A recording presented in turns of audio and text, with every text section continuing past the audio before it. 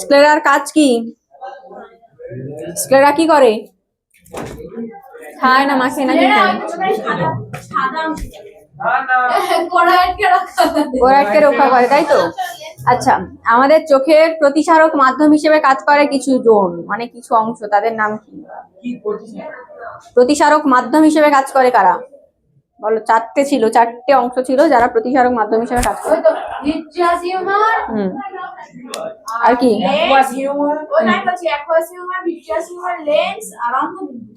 এই ঠিক করে বলো। কর্নিয়া, অ্যাকুয়াস হিউমার, লেন্স আর হচ্ছে তোমার ভিট্রিয়াস হিউমার, তাই তো? আচ্ছা, তারারন্ধ্রের সংকোচন প্রসারণে কে সাহায্য করে? আমাদের তারারন্ধ্রের সংকোচন প্রসারণ, তারারন্ধ্র একদম চোখের একদম মিডিলটা, তাদের সংকোচন মানে তার সংকোচন প্রসারণে কে সাহায্য করে? উল্টো পাল্টা উত্তর কেন? কে সাহায্য করে? Iris, iris. আচ্ছা, এবার বলো, স্ক্লেরাটা সামনের দিকে এসে কিসে পরিণত হয়েছে? স্ক্লেরাটা সামনের দিকে এসে কিসে পরিণত হয়েছে? একদম বাইরের লেয়ার স্ক্লেরা, তো স্ক্লেরাটা সামনের দিকে এসে আমাদের চোখের সামনে যে লেয়ারটা তৈরি করেছে তার নাম কি? কি হবে? কর্নিয়া। আচ্ছা, কোরয়েড সামনের দিকে এসে কি লেয়ার তৈরি করেছে? আইরিস। আচ্ছা, আমাদের চোখের, আমরা বলি না চোখের সবার কালার আলাদা আলাদা আলাদা আলাদা আলাদা হয়, কারোর কুচকুচে কালো, কারোর বাদামি, কারোর সাদা, হয়তো এরকমই হয়। তো এই যে কালার চেঞ্জ হচ্ছে, এই কালার চেঞ্জটা কার হয়? কার হয়? এই চোখের যে বিভিন্ন কালার, সেই কালার চেঞ্জটা কার হয় বলো? না, কোন অংশের? আইরিসের। আমি বলেছিলাম তো যে আমাদের এই চোখের কালো অংশটার নাম কি? আইরিস। তো তাহলে আইরিসের রং চেঞ্জ কে করে? বাকি সাদা অংশ তো সাদাই থাকে, চেঞ্জ কে হয়? এই যে কালো অংশ। আমাদের হচ্ছে এবার এবার পড়া হবে যে এক নেত্র দৃষ্টি আর দ্বিনেত্র দৃষ্টি কি। ঠিক আছে, এইদিকে তাকাও। আমরা কি করি? আমরা একটা জিনিসের উপর দুটো চোখ দিয়ে ফোকাস করি তো। আর গরু, ছাগল বা যাদের মুখমণ্ডলটা এইরকমই আর দুই দিকে চোখ থাকে, তারা কি করে? একটা চোখ দিয়ে এই দিক দেখতে পায়, একটা চোখ দিয়ে এই দিকে দেখতে পায়, দুটো চোখ দিয়ে দুদিকে দেখতে পায়। ঠিক আছে, তার মানে কি? হ্যাঁ, যারা হচ্ছে সামনেও দেখতে পায়, সামনে কিছু অংশ দেখতে পায়, দুটো চোখের সামনে, দুটো চোখ দিয়ে সামনে কিছু অল্প অংশ দেখতে পায়। আমরা দুটো চোখ দিয়ে কি আলাদা আলাদা বস্তু দেখতে পাই? পাই না তো। আমরা দুটো চোখ দিয়ে আলাদা আলাদা বস্তু দেখতে পাই না, ওরা দুটো চোখ দিয়ে আলাদা আলাদা বস্তু দেখতে পায়। সে তাহলে কার দেখাটা সবচেয়ে ভালো হবে? কার দেখাটা বেশি ভালো হবে? আমাদেরটা বেশি ভালো হবে, কারণ আমরা দুটো চোখ দিয়ে একটা বস্তুর উপর ফোকাস করছি। না, এরা দুজন দুদিকে দেখে, দুদিকে দেখে, ভালো করে গিয়ে দেখবে, তাহলে দেখে সামনে। তা যাই হোক, শোনো, তাহলে একনেত্র দৃষ্টি কাদের? যাদের চোখটা দুই দিকে আছে, উদাহরণ দিয়ে দেবে। আর দ্বিনেত্র দৃষ্টি কাদের? আমাদের। এখানে আর কিছু নেই, একনেত্র দৃষ্টি আর দ্বিনেত্র দৃষ্টির পার্থক্য পড়বে, উদাহরণ দেবে। ঠিক আছে, এবার যেটা মেন বিষয় সেটা হচ্ছে উপযোজন। এবার হচ্ছে মেন বিষয়, সেটা হচ্ছে উপযোজন। খুব ইম্পর্টেন্ট একটা টপিক। উপযোজন কি? উপযোজন হচ্ছে আমরা যখন একটা জায়গায় দাঁড়িয়ে থাকি, মনে করো আমি এই যে এখানে দাঁড়িয়ে আছি, কখনো কখনো এর দিকে তাকাচ্ছি, কখনো কখনো তোমাদের দিকে তাকাচ্ছি। আরো যদি দেওয়ালটা আরো ওইদিকে থাকতো, পেছনেও তাকাতে পারতাম। স্কুল মনে করো, স্কুলের একটা হল রুম মনে করো, যখন টিচাররা পড়ান তখন পেছনের দিকেও চোখ থাকে, আবার সামনেও চোখ থাকে।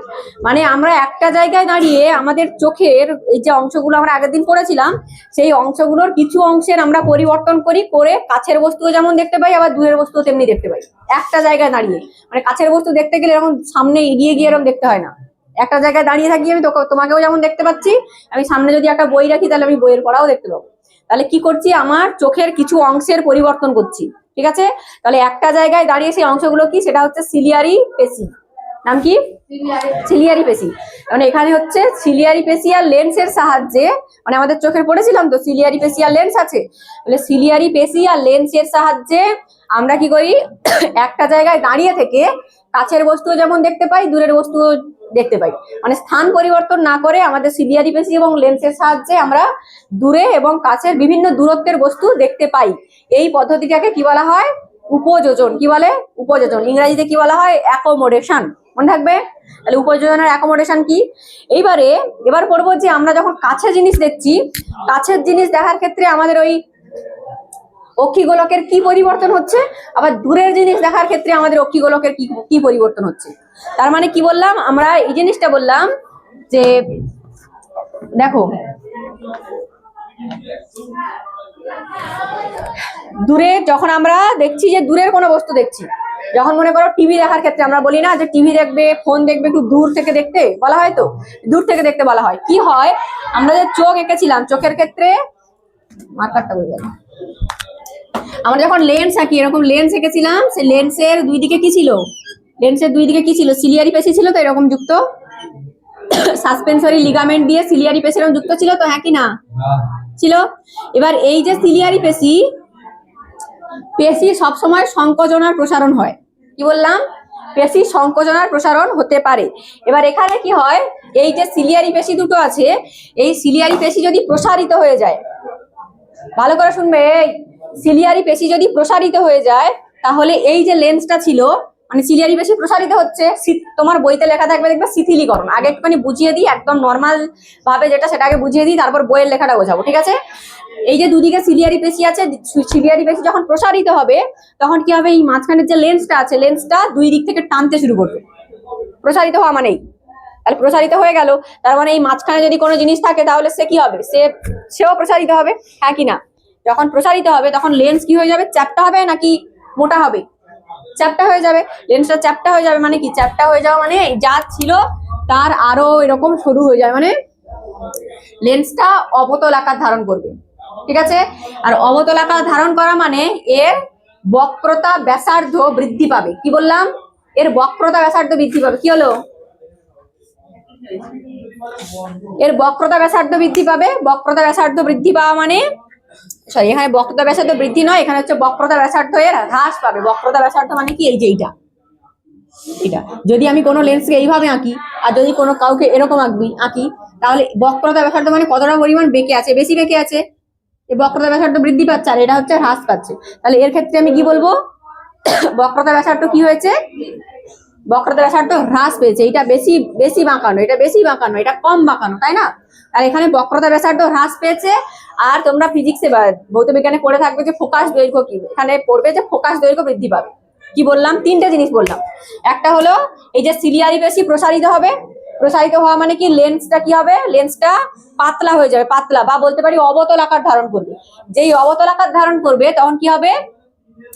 এর যে বক্রতা ব্যাসার্ধ কি হচ্ছে? হ্রাস পাচ্ছে। এখানে হলে বক্রতা ব্যাসার্ধ বেশি, এটা হলে কি বক্রতা ব্যাসার্ধ হ্রাস পাচ্ছে, মানে সোজা হয়ে যাচ্ছে। দেখো লেন্সটা সোজা হয়ে যাচ্ছে, তো বেশি বাঁকছে নাকি সোজা হয়ে আছে? সোজা হয়ে আছে, তাহলে বক্রতা ব্যাসার্ধ হ্রাস পাচ্ছে। বক্রতা ব্যাসার্ধ হ্রাস পাওয়া মানে ফোকাস দৈর্ঘ্য বৃদ্ধি পাবে, এটা মনে রাখবে। তাহলে তিনটা জিনিস কি কি বললাম? সিলিয়ারি পেশি যদি প্রসারিত হয়, তাহলে কি হবে? লেন্সটা কি হবে বলো? লেন্সটা পাতলা হবে। পাতলা হওয়া মানে কি? বক্রতা ব্যাসার্ধ কি হবে? হ্রাস পাবে। বক্রতা ব্যাসার্ধ হ্রাস পাওয়া মানে কি হবে? ফোকাস দৈর্ঘ্য কি হবে? বৃদ্ধি পাবে, ঠিক আছে? এই যখন এই কন্ডিশনটা হচ্ছে, মানে এই প্রক্রিয়াটা যখন আমাদের চোখের মধ্যে হচ্ছে, তখন কি হয়? আমরা দূরের বস্তু দেখতে পাই। তার মানে আমরা দূরের বস্তু দেখার ক্ষেত্রে আমাদের চোখের কি পরিবর্তন করছি? চোখের প্রথম সিলিয়ারি পেশিটা প্রসারিত হচ্ছে, ঠিক আছে? আবার সিলিয়ারি পেশি প্রসারিত হওয়ার পর ওই লেন্সটা পাতলা হয়ে যাচ্ছে, আমরা দূরের বস্তু দেখতে পাচ্ছি। ঠিক তার উল্টোটা হবে কাছের বস্তু দেখার ক্ষেত্রে। কাছের বস্তু দেখার ক্ষেত্রে কি হবে? সিলিয়ারি পেশি সংকুচিত হয়ে যাবে। আর সংকুচিত হয়ে যাওয়া মানে কি? লেন্সটা কি আকার ধারণ করবে বলো? যা ছিল তাই কি হবে, নাকি এরকম মোটা হয়ে যাবে? এর মোটা হয়ে যাবে। তাহলে উত্তল আকার ধারণ করলো, তাহলে পুরু বা মোটা আমরা বলতে পারি পুরু। লেন্সটা পুরু আকার ধারণ করেছে। যখন সিলিয়ারি পেশি সংকুচিত হচ্ছে, তখন কি হবে? লেন্সটা পুরু বা মোটা হলো, তাহলে উত্তল লেন্স তৈরি হয়েছে। এবার এখানে কি হবে? এর বক্রতা ব্যাসার্ধ বৃদ্ধি পেলো না হ্রাস পেলো? বৃদ্ধি পেলো। তাহলে বক্রতা ব্যাসার্ধ বৃদ্ধি পেলো। আর বক্রতা ব্যাসার্ধ বৃদ্ধি পাওয়া মানে কি? ফোকাস দৈর্ঘ্য কি হবে? হ্রাস পাবে, ঠিক আছে? যখন এই কন্ডিশনটা হচ্ছে, তখন আমরা কাছের বস্তু দেখতে পাচ্ছি। এইবারে সব সময় জানবে, আমাদের দেহের যত পেশি আছে, যত জায়গায় পেশি আছে, সব পেশিকে প্রসারিত হতে হয়। প্রসারিত হলে সে নর্মাল কন্ডিশনে থাকে। যখন যখন আমরা কোনো টিভির কাছে গিয়ে একদম এইরকম গিয়ে চোখ নিয়ে দেখছি, দেখবে কিছুক্ষণ পরে টিভি দেখছি বা ফোন দেখছি আমাদের চোখ যন্ত্রণা হয়, চোখে কষ্ট হয়, মনে হয় যে কিছু একটা হচ্ছে চোখের মধ্যে।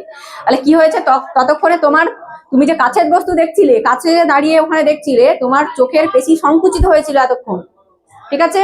এবার তোমার সংকুচিত হয়ে আছে, আমি বললাম পেশির একটা ধর্ম হচ্ছে ওকে প্রসারিত হতে হবে, শিথিল অবস্থায় থাকতে হবে। তার মানে কি তুমি যদি ওখান থেকে সরে আসো, তার মানে কি হবে, তুমি যদি দূর থেকে দেখো, তখন কি হবে, তোমার ওই চোখের যে সিলিয়ারি পেশি আছে ওই পেশিটা প্রসারিত হতে শুরু করবে। প্রসারিত হলে আমার চোখের যে এতক্ষণ যে যন্ত্রণা হচ্ছিল বা চোখের যে, সেটা কমে যাবে। ঠিক আছে, এটা বোঝা গেল না যায়নি? তাহলে তোমাকে এখানে পড়তে হবে উপযোজন কি। আর উপযোজনের ফলে মানে আমরা কি করে দূরের বস্তু দেখতে পাই, দূরের বস্তু দেখার ক্ষেত্রে আমাদের চোখের কি পরিবর্তন হয়, আবার কাছের বস্তু দেখার ক্ষেত্রে আমাদের চোখের কি পরিবর্তন হয়। কেন উপযোজন করাবো আমরা, কি দরকার? তুমি রাস্তায় হেঁটে যাচ্ছ, দূর থেকে একটা গাড়ি আসছে, সামনের দিকে চলে আসছে, তাহলে রাস্তায় যাওয়ার ক্ষেত্রে আমরা বিভিন্ন দূরত্বের বস্তুটাকে ভালো করে দেখতে পাই, কাছের বস্তু দূরের বস্তু ভালো করে দেখতে পাই। তো তার ফলে কি দুর্ঘটনা এড়ানো যায়, হ্যাঁ কি না? যদি এটা না পারতাম, শুধু যদি আমার চোখ দূরের বস্তু দিয়ে দেখতে পেতো, শুধু যদি আমার চোখ কাছের বস্তু দিয়ে দেখতে পেতো, তাহলে আমি শুধু কাছেই দেখতে পেতাম বা শুধুই দূরেই দেখতে পেতাম, তাহলে আমাদের দুর্ঘটনা ঘটতো। তাহলে সেই দুর্ঘটনা এড়ানোর ক্ষেত্রে উপযোজন জরুরি। বোঝা গেল? একদম। চোখের পাতা, চোখের পাতা কেন আমরা নাড়ি? চোখের পাতা নাড়ি কারণ আমাদের চোখের উপরে অশ্রু গ্রন্থি আছে, সেই অশ্রু গ্রন্থি সারাক্ষণ ক্ষরণ করে, অশ্রু ক্ষরণ করে। ঠিক আছে, শোনো, চোখের উপরে এই জায়গাটা, এই দুদিকে এইদিকে অশ্রু গ্রন্থি আছে, সেই অশ্রু গ্রন্থি থেকে সারাক্ষণই অশ্রু বা চোখের জল ক্ষরণ হয়। ক্ষরণ হয় কারণ কি, চোখের জল ক্ষরণ হওয়ার উদ্দেশ্য হচ্ছে চোখটাকে সিক্ত রাখতে হবে। চোখটা একেবারে শুকিয়ে গেলে চলবে না, চোখটাকে সিক্ত রাখতে হবে। এবার কি হয়, যখন ওই যে জলটা ক্ষরণ হচ্ছে, যে কি বলে, অশ্রু গ্রন্থি যখন ক্ষরণ হচ্ছে, আমরা দেখি না যখন বৃষ্টি হয় গাড়ির মধ্যে, সেই একটা কি বলে এরকম বৃষ্টির জলটাকে গাড়ির কাঁচ থেকে সরিয়ে দেওয়ার জন্য সারাক্ষণ এরকম হয়, না হলে তো কিছুই দেখতে পাবো না, ঝাপসা চোখের সামনে, গাড়ি চালানোই যাবে না। যার কারণে কি হয়, অশ্রুগ্রন্থি তো তার ক্ষরণ করছে, সেই জলটাকে চোখের চারিদিকে ছড়িয়ে ফেলার জন্য আমাকে সবসময় পাতা ফেলতে হয়। অনেকক্ষণ না ফেলে থাকতে তখন দেখবে ওই ওভারলোড হয়ে চোখের জলটা বাইরে বেরিয়ে আসে। আর যখন কান্না করি আমরা, যখন কাঁদি, তখন কি হয়, যখন হচ্ছে চোখের জল তো ওভারলোড হয়ে যায়, মানে অশ্রুগ্রন্থি বেশি পরিমাণ ক্ষরণ করে, তখন হয় চোখ দিয়ে বেরোয়, নয়তো নাক দিয়ে বেরোয়। কারণ কি, আমাদের এই চোখের এই চ্যানেলটাকে নাক দিয়ে কানেক্ট করা আছে, যাতে আমাদের চোখে ওই অশ্রুগ্রন্থির যে ক্ষরণটা সেটা ওভারলোড না হয়ে যায়। যদি হয়ে যায় তাহলে নাক দিয়েও পড়বে। তুমি চোখ দিয়ে বাইরে দিয়ে বের করে দিচ্ছ, তাও হচ্ছে না, তাও বেশি ক্ষরণ করছে, তাহলে বাকি জলটা যাবে কোথায়? নাক দিয়ে যাবে, তাহলে একটু বেরোয় না, কি হবে? আচ্ছা, এবার শোনো, এবার হচ্ছে চোখের বিভিন্ন ত্রুটি, মানে এই যে আমাদের চশমা লাগাতে হয়, চোখের ত্রুটির কারণে লাগাতে হয়। তো আমি নিজেই আছি, দেখো তা কি হয়, চোখের বিভিন্ন ধরনের ত্রুটি থাকে, সেই ত্রুটির মধ্যে অনেক ত্রুটি রয়েছে, তার মধ্যে তোমাদের সিলেবাসে তিনটে পড়তে হবে। কি কি? একটা হচ্ছে মায়োপিয়া, ভালো করে শুনবে, একটা হচ্ছে মায়োপিয়া, একটা হচ্ছে হাইপারমেট্রোপিয়া, আর একটা হচ্ছে প্রেস বায়োপিয়া। কি বললাম? মায়োপিয়া, হাইপারমেট্রোপিয়া, আর একটা কি, প্রেস বায়োপিয়া। ঠিক আছে, মায়োপিয়া মানে কি, কিছু জনের মানে বিভিন্ন জনের ভালো করে শোনো, আগে ভালো করে শোনো, বিভিন্ন জনের চোখের বিভিন্ন ধরনের সমস্যা দেখা যেতে পারে।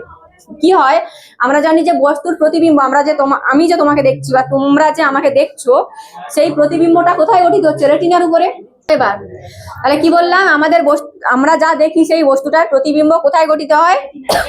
রেটিনায় গঠিত হয়। আর রেটিনায় সবসময় উল্টো ছবি গঠিত হয়, সেইটা আমাদের মস্তিষ্ক একটা নির্দিষ্ট বলে সে সোজা করে দেয়। ঠিক আছে, ক্ষমতা বলে, তাকে সোজা করে দেয়। ঠিক আছে, পেছন বসো। এবার কি হয়, কখনো দেখা যায় রেটিনাতেই আমাদের, ভালো করে শোনো, আমরা কেমন দেখেছিলাম, মনে করো এটা রেটিনা। ঠিক আছে, তাহলে আমরা কি বললাম, কোনো একটা বস্তু, মনে করো এই যে কোনো একটা বস্তু, কেমন আঁকি, ওই বস্তুটা কেমন দেখায়, রেটিনাতে হচ্ছে ওই বস্তুটা এরকম করে দেখায়। তারপরে মস্তিষ্কর একটা ক্ষমতা বলে, তাকে আমরা সোজা করে দেখতে পাই, বা হাত পা সব উপরে একদম উঠে গেছে। তাহলে যাই হোক, কি হয়, আমাদের যে নর্মাল ফোকাস, ঠিক আছে, এই রাখো, নর্মাল যে ফোকাসটা, মানে আমরা এখানে দাঁড়িয়ে আছি, আমি যদি আমার 20 ফুট দূরত্ব পর্যন্ত কাউকে একদম স্পষ্টভাবে দেখতে পাই, কোনো বস্তু 20 ফুট দূরে রাখা আছে, আমি যদি সেই বস্তুটাকে স্পষ্টভাবে দেখতে পাই, তাহলে আমার চোখ ঠিকঠাক। যদি না দেখতে পাই তাহলে কি হবে? যদি এরকম হয়, রেটিনার উপরে বস্তুর প্রতিবিম্ব গঠিত হতে হয়। তো যদি এরকম হয় কোনো বস্তুর প্রতিবিম্ব রেটিনার আগে গঠিত হয়ে গেছে, মানে এইটা এখানে না গঠিত হয়ে, মনে করো এখানে না গঠিত হয়ে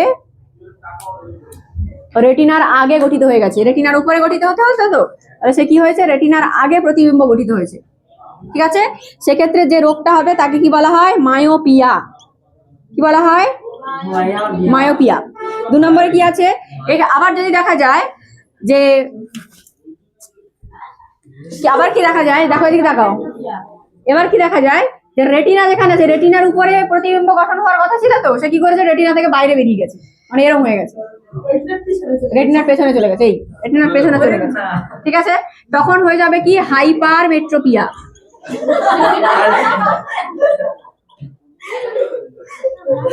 হাইপারমেট্রোপিয়া। ঠিক আছে, আচ্ছা 3 নম্বরে কি হবে, একটু বড় করে দিই, প্রেস বায়োপিয়া কি হবে, যদি এইটা আরো দূরে সরে যায়, কি বললাম, যদি এই বস্তুর প্রতিবিম্বটা আরো দূরে চলে যায় তখন কি হবে, প্রেস বায়োপিয়া। কথা নয়, প্রেস বায়োপিয়া। এবার কি হয় দেখো, এবার কি হয়, কথা বলো না।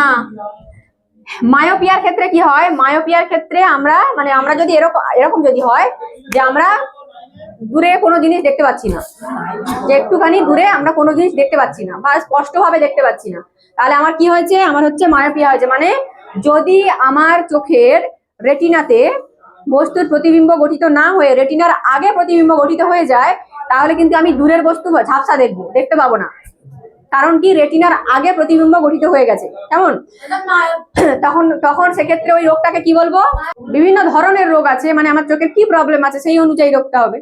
এবার বলি, সবকটা বললে তাহলে ক্লিয়ার হয়ে যাবে। তাহলে কি বললাম, মায়োপিয়ার ক্ষেত্রে আমরা কি করি, আমাদের দূরের দৃষ্টি ব্যাহত হয়, তাই না, দূরের দৃষ্টি ব্যাহত হয়। তাহলে এক্ষেত্রে কি হয়, এক্ষেত্রে কি হয়, আমাদের অবতল লেন্সের চশমা ব্যবহার করতে হবে, অবতল লেন্সের চশমা ব্যবহার করতে হবে। ঠিক আছে, আর হাইপারমেট্রোপিয়া, দেখো হাইপার কথাটা আছে, মানে এতক্ষণ দূরে দেখতে পাচ্ছিলাম না, এবার কাছেও দেখতে পাচ্ছি না, একদম পুরো শেষ হয়ে গেছে, কাছের জিনিসও দেখতে পাচ্ছি না, মানে হাইপার হয়ে গেছে।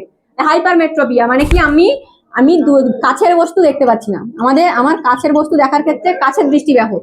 তাহলে সেক্ষেত্রে আমাকে কি যুক্ত চশমা ব্যবহার করতে হবে, কোন লেন্সের, উত্তল লেন্সের চশমা ব্যবহার করতে হবে, উত্তল লেন্সের চশমা ব্যবহার করতে হবে। ঠিক আছে, আর প্রেস বায়োপিয়ার ক্ষেত্রে কি হয়েছে, প্রেস বায়োপিয়ার ক্ষেত্রে হচ্ছে সবকিছু খারাপ হয়ে গেছে, তখন কি করতে হবে, বাইফোকাল লেন্স ব্যবহার করতে হয়।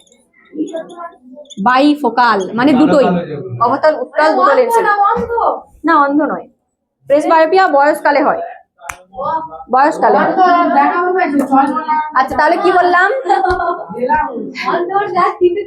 না অন্ধ যারা হয় তাদের একজনের জন্মগত অন্ধ হয়, তাহলে তার টোটালি কোনো প্রতিবিম্ব গঠিত হচ্ছে না, রেটিনার সমস্যা রয়েছে। আরো একটা ধরনের অন্ধ হতে পারে যারা, এই যেমন ছানি পড়ে মনে করো, তখন যে আমাদের ছানি পড়ে যাওয়া বলা হয়, যেটা হচ্ছে আমাদের এরপরে মানে একটা বয়সের পরে চোখের উপরে একটা আলাদা কভারিং তৈরি হয়ে যায়, পুরো সাদা হয়ে যায়, চোখের উপর একটা আলাদা পর্দা তৈরি হয়ে যায়, তখন কি হয়, আমরা দেখতে পাই না, মানে আমাদের যে আলো প্রবেশ করবে সেটা ভালো করে প্রবেশ করতে পারে না, তাই না। বয়সকালে অশ্রুগ্রন্থির ক্ষরণ বাড়তে পারে, অথবা চোখের উপরে ফ্যাট জমতে পারে।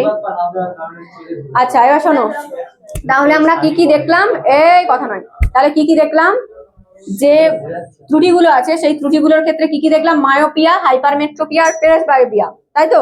তাহলে মায়োপিয়ার ক্ষেত্রে এখানে কোয়েশ্চেন এই কটা, এর বাইরে কোনো কোয়েশ্চেনই আসে না, তোমাকে বলবে মায়োপিয়ার ক্ষেত্রে আমার হাইপারমেট্রোপিয়া। তাহলে আরে শোনো, এবার শোনো, তাহলে কি হয়েছে, মায়োপিয়ার ক্ষেত্রে তোমাকে কোয়েশ্চেন দেওয়া হবে যে মায়োপিয়ার ক্ষেত্রে, আচ্ছা দেখো তাহলে কি হলো, মায়োপিয়ার ক্ষেত্রে বস্তুর প্রতিবিম্ব কোথায় কোথায় গঠিত হয়, রেটিনার আগে গঠিত হয় নাকি রেটিনাতে গঠিত হয়, মায়োপিয়ার ক্ষেত্রে, তাহলে মায়োপিয়ার ক্ষেত্রে বস্তুর প্রতিবিম্ব কোথায় গঠিত হয়, রেটিনার আগে গঠিত হয়। ঠিক আছে, আচ্ছা হাইপারমেট্রোপিয়ার ক্ষেত্রে কোথায় গঠিত হয়, রেটিনার পেছনে গঠিত হয়। আর প্রেস বায়োপিয়ার ক্ষেত্রে অসীম দূরত্বে গঠিত হয়। ঠিক আছে, বলবে কি অসীম দূরত্বে গঠিত হয়। এবার এক্ষেত্রে তুমি আমি বুঝতে পেরেছি যে আমার প্রবলেম হয়েছে, আমাকে সেই প্রবলেমের ত্রুটি সংশোধন করতে হবে। তাহলে সংশোধন করতে গেলে আমাকে কি করতে হবে? মায়োপিয়ার ক্ষেত্রে অবতল লেন্সের চশমা ব্যবহার করতে হবে, হাইপারমেট্রোপিয়ার ক্ষেত্রে উত্তল লেন্সের চশমা ব্যবহার করতে হবে, আর হচ্ছে প্রেসবায়োপিয়ার ক্ষেত্রে কি করতে হবে? বাইফোকাল, লিখেছি হ্যাঁ, বাইফোকাল লেন্সের চশমা ব্যবহার করতে হবে। ঠিক আছে, আচ্ছা বইটা খোলো দেখি, 29 পেজ খোলো। 29 পেজে আমরা বললাম যে এক নেত্র আর দ্বিনেত্র, এটা খুব একটা ইম্পর্টেন্ট নয়, তাও তোমরা পড়ে রাখবে যে এক নেত্র আর দ্বিনেত্রর পার্থক্য কি, একটা করে উদাহরণ। ঠিক আছে, আচ্ছা তারপরে উপযোজন কাকে বলে? বই কই? এইটা দাও, একটা কালার পেন্সিল বা পেন দাও। তারপর দেখো উপযোজন কাকে বলে, উপযোজন কাকে বলে ওটা পড়বে। দেখো, স্থান পরিবর্তন না করে অক্ষিগোলকের পেশি এবং লেন্সের সাহায্যে যে পদ্ধতিতে বিভিন্ন দূরত্বের বস্তুকে আমরা স্পষ্টভাবে দেখতে পাই, তাই তো বললাম আমরা। আচ্ছা, তোমাকে যদি বলা হয় যে উপযোজনে সাহায্যকারী পেশির নাম কি, তুমি কি বলবে?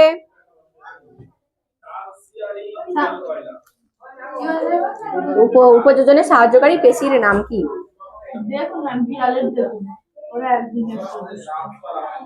কি হবে?